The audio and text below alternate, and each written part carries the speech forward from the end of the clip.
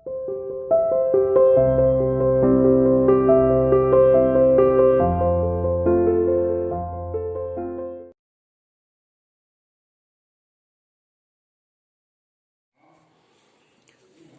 Students,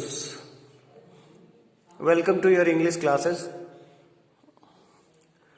देखो फिर से स्कूल 10 दिन के लिए गवर्नमेंट ऑर्डर के थ्रू बंद हुए हैं, लेकिन इन 10 दिन में हमारी एक नई बुक है हमारे पास, विस्तास, जिसका हमने अभी कोई लेसन नहीं पढ़ा था। अब इसको हम शुरू कर रहे हैं। तो बेटा इसमें ना इस साल जो सिलेबस 30% डिलीट किया गया है, उसमें कौन कौन से लेसन्स डिलीट हुए हैं पहले तो ये देखते हैं। Come on, just look at this. We are having 8 lessons in Vistas, 3 are deleted. First, the third level is there. The Tiger King, it is deleted. Second, the Journey to the End of the Earth, Journey to the End of the Earth, written by Tisani Doshi, this is deleted. And the third, Memories of Childhood, written by 2 different writers, it is deleted. So now we have just 5 lessons with us in Vistas. The third level, The Enemy, Should Wizard Hit Mommy, On the Face of It, Ivan Tries in All Level. So here are 5. Let's begin with the first one, the third level. Okay, let me discuss about this lesson. Actually, this is not an ordinary lesson. It is full of fantasy. It's going to be very difficult for you people. Not difficult in terms of language, in terms of vocabulary. Actually, it is difficult in terms of learning, in terms of story. The story is not so clear. It is a fantasy. Fantasy बोले तो जैसे हम बोलते हैं ना, कल्पना, कल्पनाओं पर आधारित एक कहानी है। जैसे 11th में हमने एक लेसन पढ़ा था, द एडवेंचर, नार्लिकर जी द्वारा लिखित था ये द एडवेंचर। तो उसमें क्या था कि एक इंसान था जो सपने में कहीं पहुंच जाता है। एक्चुअली उसका एक्सीडेंट होता है और एक्सीडेंट में उसका मेंटल लेवल कहीं से कहीं चला जाता है, और फिर वो क्या क्या करता है, जाकर भाषण देता है, स्पीच होती है, कुछ और एक्टिविटीज़ वो करता है, और उसके बाद वापस लौटता है अपने रियल फॉर्म में। तो ये उसी तरह का लेसन है कि एक इंसान है जो थर्ड लेवल पे चला जाता है। अच्छा, ये थर्ड लेवल क्या है इसका भी जिक्र करेंगे, लेकिन उससे पहले एक बार जान लें कि कहानी कैसी है और इस कहानी में कौन कौन और क्या क्या है। द थर्ड लेवल, आपकी कहानी का नाम है the third level, written by Jack Finney, written by Jack Finney. ये जैक फिने इसके राइटर हैं। कैरेक्टर्स इसमें कौन कौन से हैं? देखो, चार्ली है, ये आपका प्रोटैगनिस्ट है, अर्थात ये मेन कैरेक्टर है। लुइजा है, ये उनकी वाइफ है। सैम है, ये उनके फ्रेंड है। अच्छा जी, क्या वो काम करेंगे, कैसे वो काम करेंगे, ये आगे बताते हैं। कौन सी जगह है जिसका इसमें जिक्र हुआ है? देखो, ग्रैंड सेंट्रल स्टेशन, जगह का नाम है जी ग्रैंड सेंट्रल स्टेशन, न्यूयॉर्क में पड़ता है, न्यूयॉर्क, अमेरिका। चलो जी, अब बात ये आती है कि आखिर कहानी का नाम थर्ड लेवल क्यों है। तो चलिए बुक अगले पेजेस पे चलते हैं। ये हम नेक्स्ट पेज पे आ गए हैं। अब बात करते हैं कि आखिर कहानी क्या है, कैसे है, क्यों है। थोड़ा इसका साइज हम बढ़ा लेते हैं, if it is possible. Yes, let's come now to the third level, written by Jack Finney. देखो बेटा, थर्ड लेवल इसका नाम इसलिए रखा गया है कि ये ग्रैंड सेंट्रल स्टेशन एक रेलवे स्टेशन है, उस पे एक्चुअली 2 स्टेशन है। 2 स्टेशन मीन्स 2 लेवल हैं उसके, फर्स्ट सेकंड। जैसे अपने यहाँ ट्रेन 1 नंबर पे आएगी, 2 नंबर पे आएगी, 4 नंबर पे, लाइक दिस। तो उसके 2 अलग अलग लेवल हैं, लेकिन ये आदमी थर्ड लेवल पे चला गया, अर्थात वहां है ही नहीं, but he went there by imaging it. तो ऐसा कैसे हुआ कि वहां लेवल तो 2 ही हैं, लेकिन ये आदमी कह रहा है, कौन आदमी? कैरेक्टर हमने आपको बताया था, क्या नाम था उसका? चार्ली। चार्ली नाम का इंसान है जो कहता है कि नहीं, वहां दो स्टेशन नहीं है, वहां 3 है। तो ग्रैंड सेंट्रल स्टेशन पे वो कहता है 3 है, मैं तीसरे स्टेशन पे गया हूं। I have experienced many of the things there, so this kind of thing happening over there. तो बेटा थोड़ा लेसन में चलते हैं। पहले मैं समझा देता हूं कि ये एक फैंटेसीफुल लेसन है। You need to be very careful about it. You need to be very attentive. to understand each and everything what the lesson is telling us. The third level, अब ये बात तो आप समझ गए होंगे, you must be very much clear about it कि what is the third level. Means there is a railway station which is having two levels, but a man in imagination experienced the third level. So that is why he is telling, I can assure you that there are third level. तो मैंने आपको 3 characters उसमें बोले थे, एक बार फिर से उनका मैं जिक्र करता हूं क्योंकि उनके बगैर कहानी अब फिर अधूरी रह जाएगी। चार्ली, ये आपका प्रोटैगनिस्ट है, इस कहानी का हीरो है जो थर्ड लेवल पे चला गया था इन इमेजिनेशन। लुइजा, ये उसकी वाइफ है।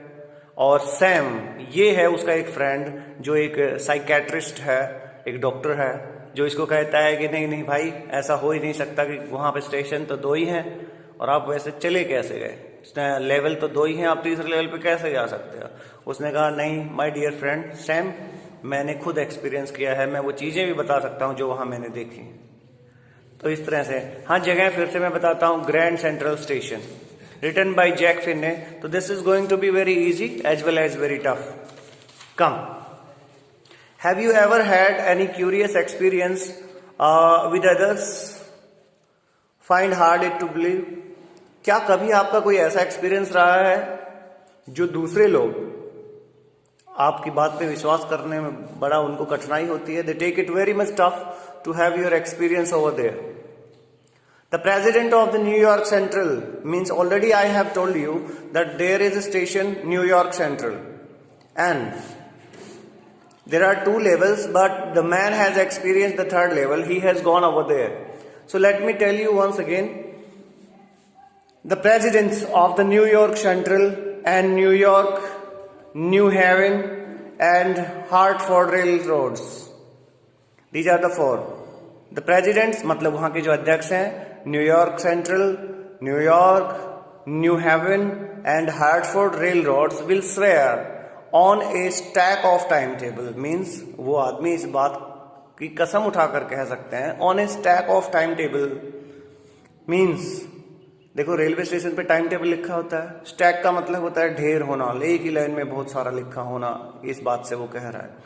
तो कहते हैं कि ये 4 जो स्टेशन वो बता रहा है, New York central and New York, New heaven and Hartford rail road will swear on A stack of time table.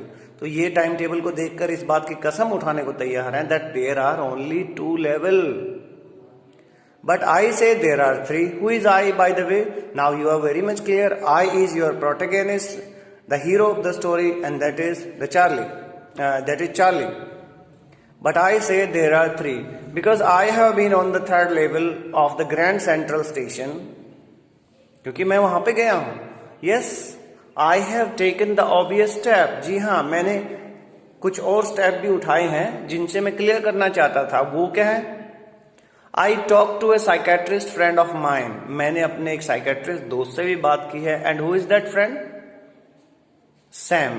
The complete name is Sam Wiener, but I have written Sam for you that it can be very much easy and comfortable. I talked to a psychiatrist friend of mine. Among others, दूसरों की तरह मैंने भी अपने एक दोस्त से बात की है। I told him about the 3rd level at Grand Central Station. मैंने बताया कि भैया जो ग्रैंड सेंट्रल स्टेशन है न्यूयॉर्क में जो पड़ता है, इसमें तीसरा लेवल भी है। And he said it was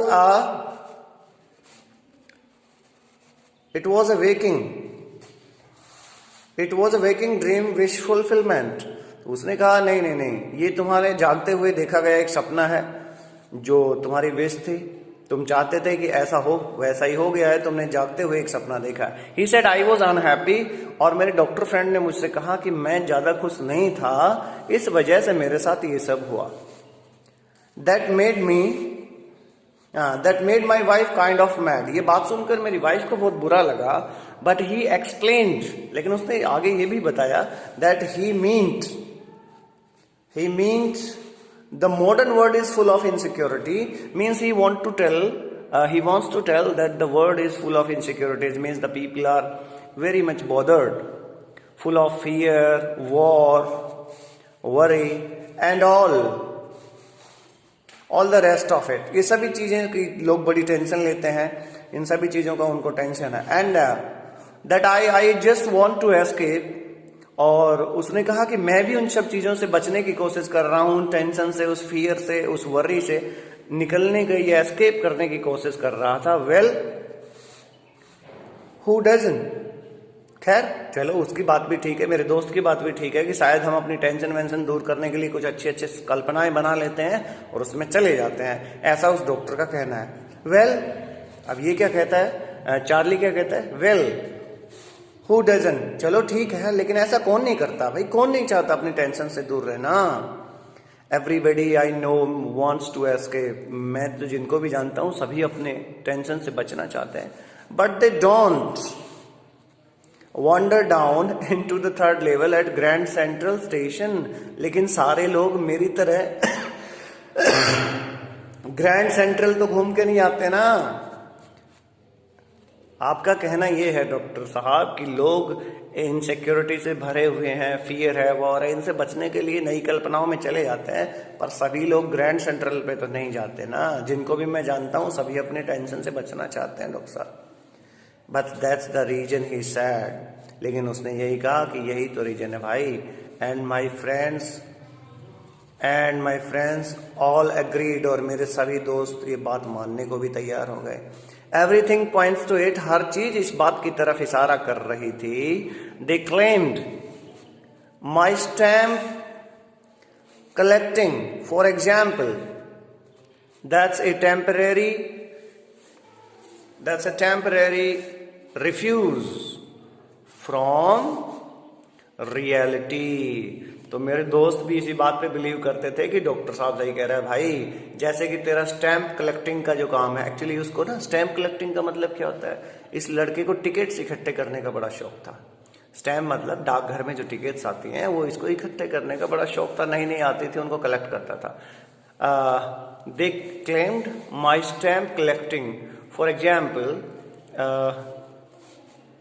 that is a temporary refuse from reality. Well, maybe, but my grandfather did not need any refuse from reality.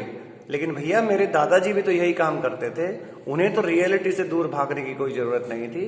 Things were pretty nice and peaceful.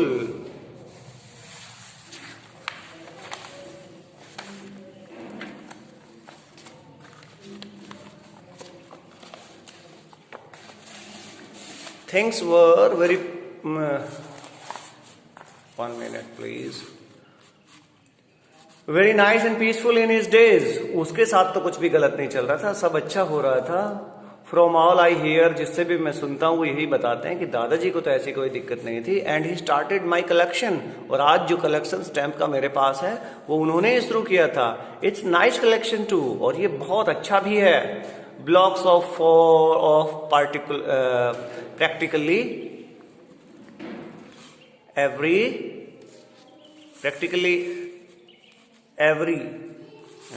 listen, blocks of 4 of practically every US issue। yes, US issue का मतलब क्या हुआ कि US में जो भी नई ticket issue होती थी उसके ब्लॉक्स, ब्लॉक का क्या मतलब है भाई, ब्लॉक्स ऑफ 4 का मतलब है जैसे हम टिकट्स खरीदते हैं तो समझो उसने 4 टिकटें खरीदी और चारों एक ही ब्लॉक में थी। जैसे हम फाड़ते हैं ना, अलग अलग करते हैं, एक 4 टिकट का एक ही ब्लॉक खरीद लेते थे। कहते मेरे दादाजी 4 टिकटों का एक ब्लॉक खरीद लिया करते थे। जैसे इश्यू होती थी यूएस में कोई टिकट तो उसका कलेक्शन रखते थे। फर्स्ट डे कवर, और पहले ही दिन के कवर पर उनको लगा देते थे, अर्थात पहले ही दिन एक लिफाफा लेते, एनवलप लेते और चारों टिकटों को उस पर लगा देते। चारों टिकटों का एक ही ब्लॉक बना रहता। First day covers and so on, और ऐसे ही उनका कलेक्शन चलता रहा। President Roosevelt collected stamps too. अब जो वहां के जो अमेरिका के प्रेसिडेंट थे रूजवेल्ट, उनको भी स्टैम्प कलेक्शन का बड़ा शौक था। यू नो, ये अपने दोस्त से कह रहा है कि भाई उनको भी बड़ा शौक था स्टैम्प कलेक्टिंग, तो वो भी करते थे। आप कह रहे हो कि मेरा स्टैम्प कलेक्टिंग है, ये मेरी रियलिटी से भागने का एक तरीका है। देखो अभी तक की कहानी में क्या हुआ कि दोस्त ने कहा कि भाई तुम थोड़े से परेशान हो इसलिए रियलिटी से दूर भागने की कोशिश करते हो, पूरी दुनिया परेशान है। जो अपना सहारा ढूंढती है, एस्केप करने की कोशिश करती है, इन चीजों को अवॉइड करती है, तो तुमने किया।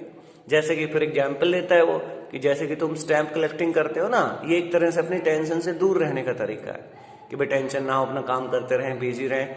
लेकिन वो कहता है अगर ये भाई ऐसा कुछ नहीं है, स्टैंप कलेक्टिंग तो मेरे दादाजी भी करते थे, उनको तो कोई टेंशन नहीं थी, तो क्या आदमी टेंशन में आएगा तो इधर उधर के काम करेगा? ये बात अभी तक उसने कही है। मतलब दोस्त कह रहा है सैम वीनर कि भाई आप थोड़े परेशान थे इसलिए नई दुनिया में चले गए होंगे, डे ड्रीमिंग आपने कर लिया होगा, लेकिन आपका प्रोटैगनिस्ट जिसका नाम है जी चार्ली, वो ये बात मानने को तैयार नहीं है। वो कहता है मैंने एक्सपीरियंस किया है, मैं 3rd लेवल पर गया हूँ। बाकी की कहानी कल। बेसिक आज समझ लीजिएगा, अच्छे से इसको 2 बार देखिए, समझिए कहानी क्या है, कैसे स्टार्ट होती है।